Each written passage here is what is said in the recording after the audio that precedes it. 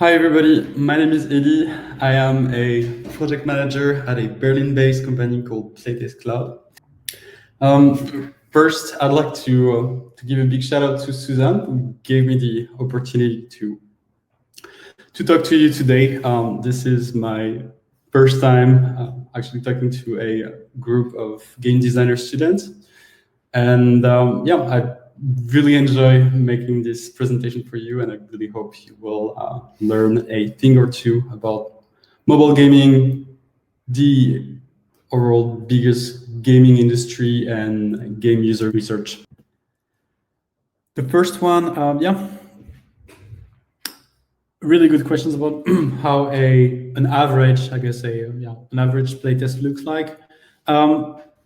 MVP of all the playtest is the 15 minutes play session, in this case a single session, followed by a 10-question survey. So that's something that we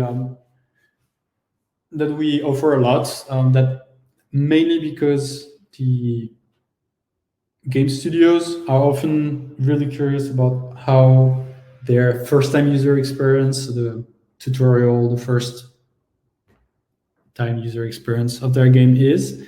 And the single session, 15 to 20 minutes, up to 30, is really tailored for that. It's short, you can get qualitative information by looking at the video, coupled with quantitative feedback with the survey. All in all, that's something that will never get old. 15 minutes, 10 questions, that's the average playtest. Moving on to the second questions, how does the recorded video of players help designer improve their games? I've seen some playtests where you had a call to action button that was really in your face at the very beginning of the game during the tutorial, a key part that couldn't be skipped, but some players, they just didn't see this pop-up, they didn't see this, even if it's really in your face. For some reason, it's something they couldn't see, and it's something that it's really unexpected before you have normal players playtest your game, because you develop the game, because you spend hours on meetings and actually creating the games. You don't see that anymore. You know that this call to action button is here. You know that you will upgrade your characters by tapping on that.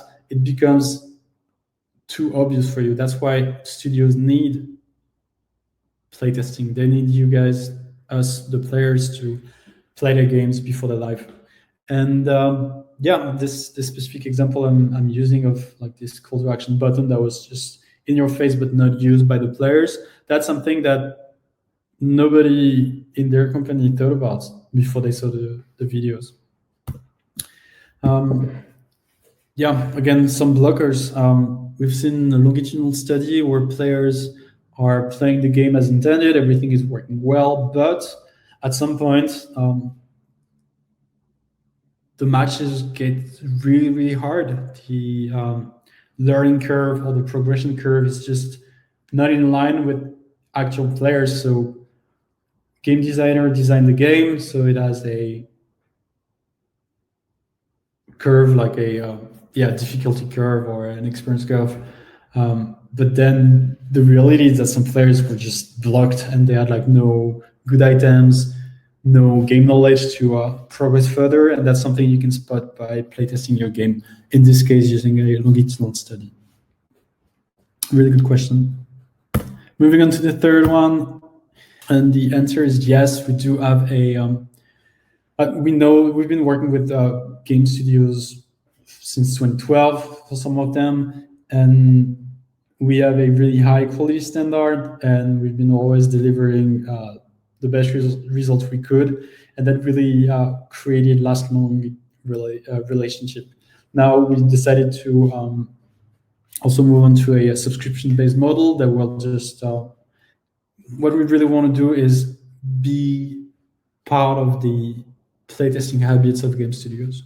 We want the game studios who have a game that is it's not even in alpha yet. We want them to know that there are solutions offered by PlaytestCloud to tackle these specific questions at this specific time of the development cycle.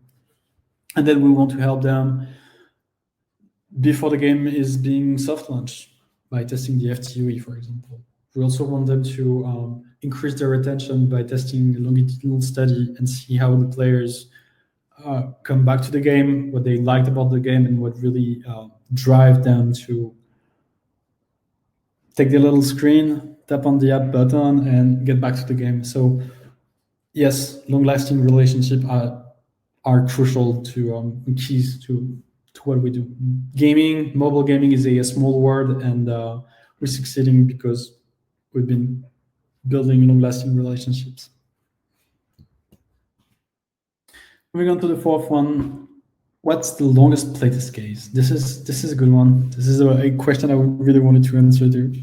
I couldn't find the exact answer of the longest, but I know that the longest I've been working on recently was a 5 hours playtest.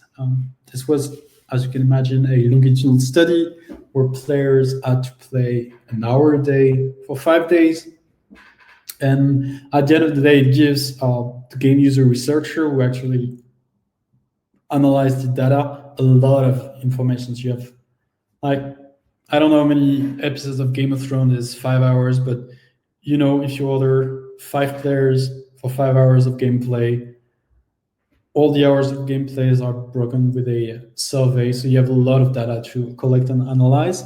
And that's why longitudinal studies often take a long time to set up and long time to analyze as well. But I believe, yeah, this was the longest I've been working on recently.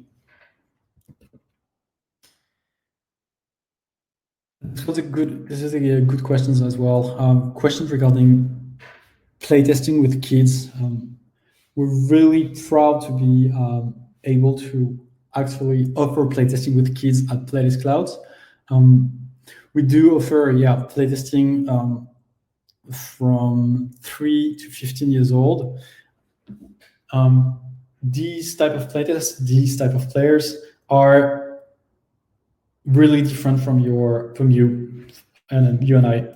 Of course, when you are really young, some games are really targeted to a really young audience.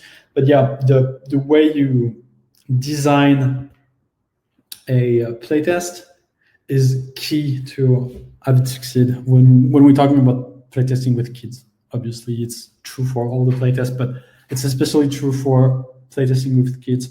If you have a player that doesn't know how to read, then you won't be able to use words to share ideas or send a message.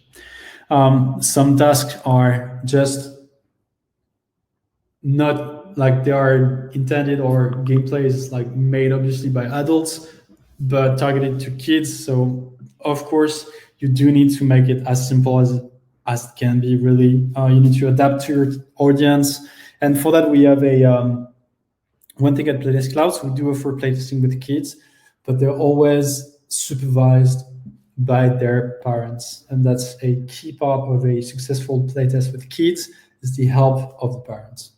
When the parents are here to set up the playtest, make sure that the kids are in a good timing with kids, good environment, and also that helps obviously the parents and the kids, monitor the type of contest they have. If the parents don't like what they're seeing, they can just stop the playtest. They can help the kids follow simple guidelines. When we want kids to play for 10 minutes and then play with 3 characters, for example, and tell us which of the 3 characters they played was the best, we need parents to say, hey, I'm not gonna do the kid voice, but you know what I mean. We need the parents, and that's one of the key to successful playtest with kids, and that's what we're doing at PlaytestCloud. Question number 7. How do you find the right players to playtest a game? I really, when I read this one, I really think this one was really targeted to me because at PlaytestCloud I've been working on improving the way we recruit players. So as you know, everything is done automatically. We do have a database of players that is basically fed by the players' information, and then we use that to invite players to playtest. But sometimes you have a game studio that will come and say, hey, I'd like to have someone that is actually following the NBA on a regular basis, that also is player of NBA 2K since at least 3 versions of the games. And these really specific players, what we do is that we have a so I mentioned the segmentation. We can invite someone that plays the game, but when we have really detailed informations or detailed requests, we do a special recruiting via screeners. So basically, we design online questionnaire that we send to our database to get more information. So I'll, for example, target players that play sports games in their profile. I'll tell them, hey, what type of sports games are you playing at the moment? Are you following any type of real sports? No offense to esports, real sports at the moment. Yeah, what do you think about the NBA?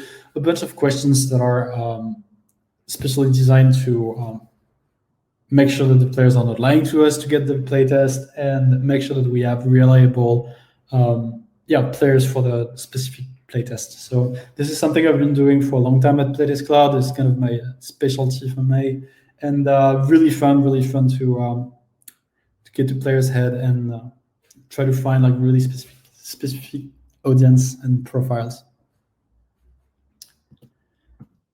Number 8, how is the COVID-19 affecting your business? It's a really actual question. I had to put it on the presentation today. Well, it has affected every one of us. I am doing a recorded session with you guys. I've been working from home like most of us. Studios had to adapt to it. Sometimes many bigger studios, they have money to actually structure their game user researcher department in-house, so they can, for some of them, have in-game labs where they can invite players to playtest their game. That's one way that game studios had to conduct playtest and get feedback from the players. Obviously, this is not an option right now. Everything needs to be done remotely, and that's where PlaytestCloud comes in. We are 100% remote solution, and it really opened more opportunities, let's say, because studios have to adapt. They cannot rely on their in-house labs, testing labs. So they'll contact PlaytestCloud or other companies for remote solutions. And on the player side, I have noticed that players, obviously, in the US, are more like at home. They are more available for test, right? So they're more quick to answer invitation emails. They're more prone to accept, and overall they're at home, so they have more time. And that's one of the side effects of COVID-19 on our business. 9. How was my first experience with playtesting in this company? The first time I've been in contact with PlaytestCloud was actually when I was working in the mobile gaming company before that, where we placed a playtest for one of our match-3 games that we were developing, and that's how I got familiarized with PlaytestCloud for the first time. We watched the videos, and I was like, "Wow, this is cool, really cool." But the first actual playtesting experience or project that I've been working on in PlaytestCloud, I remember, was a longitudinal study. It was a long longitudinal study as well. A lot of players covering like a lot of days of gameplay. What we call a complex study, and this was followed by players interviews. So I had to organize interviews for players in the US. Our players were from the US, and I remember realizing that this specific project, that this is a global industry, where I was a French in Berlin, making sure that some players in the US would get on a Skype call. That was Skype at the time. Skype call with a user researcher, also based in California, I guess. So that was my first playtest. It was a really good one. Hard school, good school again. Only 3 questions left, so this is number 10. What's my favorite thing about playtesting? Well, this is a simple one. My favorite things is testing games. Being in the center of this booming industry, having to see unreleased games, see how studios evolve, what are the trends.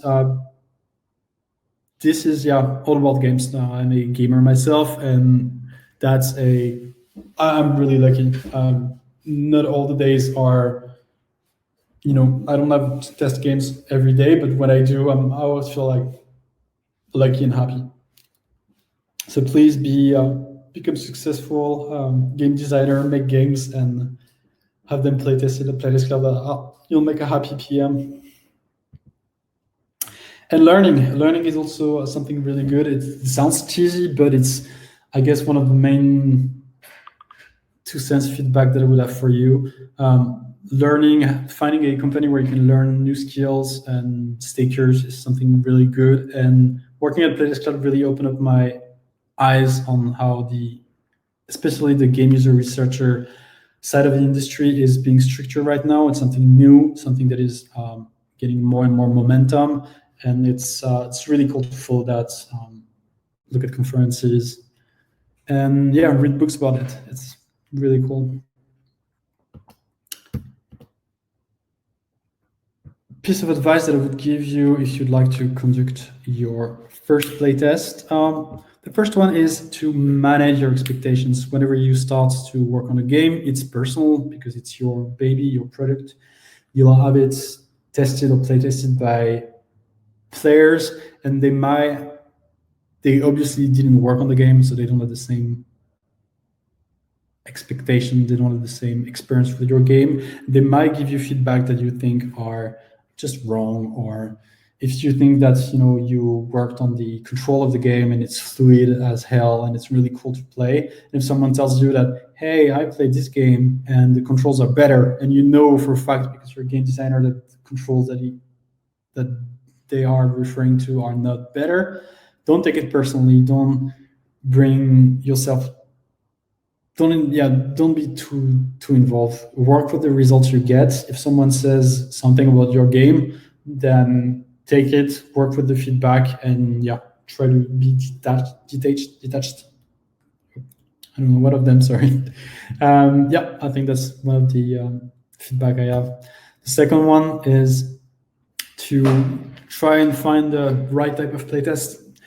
If you are really interested in focusing on art style of your game, I think a concept test would be better with screenshots, GIFs, or videos. Would be better suited than having players play for 15 minutes and maybe they will never mention the game art of your game. So finding the right type of playtest for the right questions you have is also one of the advice I would give you. And I lied to you. There are only 11 questions. Sorry. By looking at my timer, I think I have an extra minute for you. I just came up with 2 books that I think you guys should read if you are interested in the gaming industry in general and game user research in particular. The first one is called GUR, Games User Research. It has been written by a lot of user researcher or actual employees of companies, gaming companies. So you have a chapter written by a lead designer, someone from community management, someone from more business sides, and it really covers a lot of aspects of the industry and how game user research fits between all these departments, and that's really good read. I can only recommend. It's on my top 3 list of games in the industry. And the second one is something that I really enjoyed reading. I'm like Jon Snow. I knew nothing before I read this book, and it's really opened up my my perspective on a lot of aspects like neuroscience, really scientific aspects of gaming.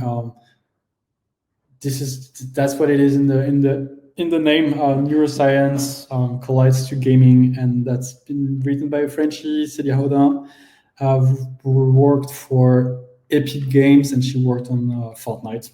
Here you go, and yeah, that's an excellent book.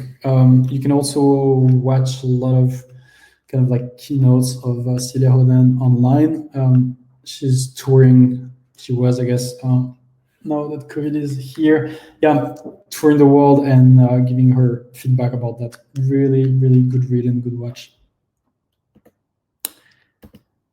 And yeah, I really wish you all the best of luck. It must be hard time for you guys to be student right now, but keep up the good work, get your degree, become game designer, and make good games because good games is what we need right now.